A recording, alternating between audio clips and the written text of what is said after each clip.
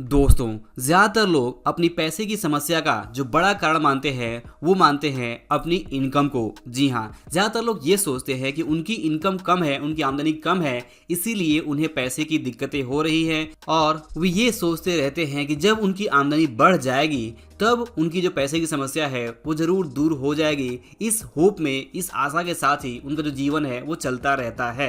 But अगर आप ध्यान से देखें तो समय के साथ हर किसी की जो आमदनी है वो कुछ न कुछ जरूर बढ़ती रहती है। जी हाँ, कुछ लोगों की आमदनी थोड़ी ज़्यादा बढ़ती है, कुछ लोगों की थोड़ी कम बढ़ती है, बट जरूर कुछ न कुछ इनकम बढ़ती है, ये हम सभी जानते हैं। बट क्या हमारी जो समस्या है, पैसे की समस्या, वो आमदनी बढ़ने से सॉल्व हो जाती है? तो जवाब है बिल्कुल नहीं। जी हाँ, अगर आज आपको आपकी इनकम में पैसे की समस्या हो रही है तो आगे जब इनकम बढ़ जाएगी तब भी आपकी जो पैसे की समस्या है वो इजीली सॉल्व नहीं होने वाली है, जब तक कि आप कुछ बेसिक्स पैसे के नियम को फॉलो ना करें। और आज की इस वीडियो में मैं आपसे इसी बारे में बात करने वाला हूं कि दरअसल असली समस्या कम आमदनी नहीं है, बल्कि असली समस्या है आपकी बचत का दर, आपकी सेविंग का रेट। जी हाँ, आप अपनी आमदनी से, चाहे वो कम है या ज्यादा है, लेकिन क्या कुछ बचत करते हैं? कितना परसेंटेज ऑफ अमाउंट आप डिसिप्लिन के साथ में, अनुशासन के साथ में बचत करके अलग रखते हैं? ये सबसे ज्यादा इंपॉर्टेंट है। और दूसरी इंपॉर्टेंट चीज ये है कि जब आपकी आमदनी बढ़ती है तो कहीं ऐसा तो नहीं कि आप भी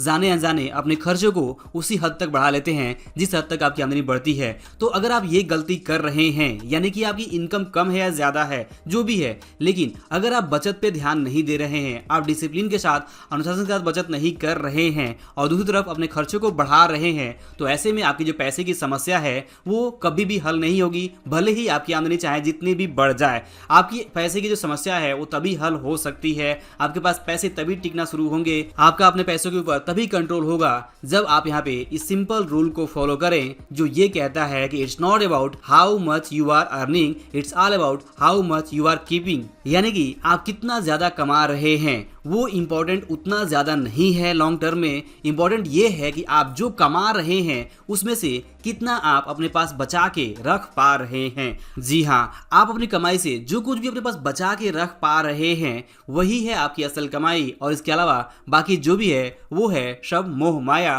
और अगर आप देखें तो ज्यादातर लोग इसी मोह माया के शिकार हैं और ज्यादातर लोग खर्च करने की अपनी मोह माया को रोक नहीं पाते हैं, और जो भी उनके पास पैसे आते हैं, भले ही उनकी आमदनी चाहे कम हो ज्यादा हो, ज्यादातर लोग ज्यादातर खर्च करने का ही प्लान करते रहते हैं और खर्च कर ही डालते हैं। अंत में उनके पास कुछ भी नहीं बच पाता है।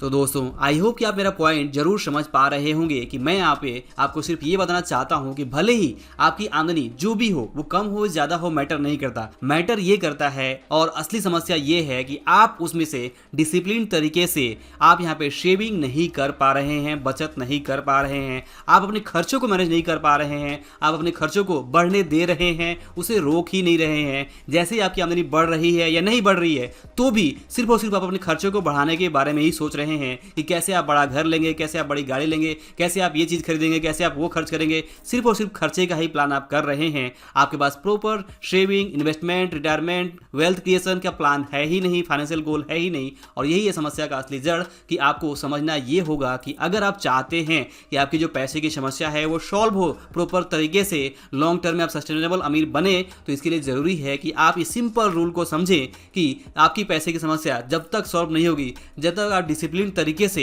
अपने शेविंग को नहीं बढ़ाएंगे। यानी कि आप अपना जो भी कमाई कर रहे हैं उसमें से अगर आपने डिसाइड किया है कि आप 20% हर महीने सेव करेंगे तो आपको वो सेव करना ही है, हर हाल में, किसी भी हाल में, डिसिप्लिन तरीके से। और धीमे धीमे इस सेविंग रेट को आपको बढ़ाते जाना है। जी हाँ, आप यहाँ पे ज्यादा कमाए नहीं कमाए फर्क नहीं पड़ता, लेकिन अगर आप सेविंग रेट को बढ़ाते हैं, 20 की बजाय आप 30% बचत करने लगते हैं, तो ऑटोमेटिकली आप ऐसा समझिए कि आपने 10% एक्स्ट्रा कमा लिया। क्योंकि इससे पहले भी मैंने आपको बताया था कि जो पैसा हम बचा लेते हैं ऐसा समझिए कि हम उसे कमा लेते हैं। तो यहाँ पे जो एक्स्ट्रा पैसे आप बचा लेंगे अपने लिए, वो पैसे आपने कमा लिए अपने फ्यूचर से, या फिर ये समझिएगा आपने पैसे बना लिए। तो यहाँ पे चाहे वो आप इन्वेस्टमेंट करके अलग से पैसे बनाएं या फिर खुद की सेविंग करके आप ज्यादा पैसे यहाँ पे बचत कर लें, दोनों ही बातें बिल्कुल एक जैसी ही है कि आप यहाँ पे कहीं ना कहीं किसी न किसी तरीके से से ज़्यादा पैसे अपने पास रख पा रहे हैं, अपने पास पैसे टिका पा रहे हैं। और यही चीज़ आपको यहाँ पे समझना है कि ये मैटर नहीं करता कि आप कितना ज़्यादा कमा रहे हैं, मैटर ये करता है कि जो आप कमा रहे हैं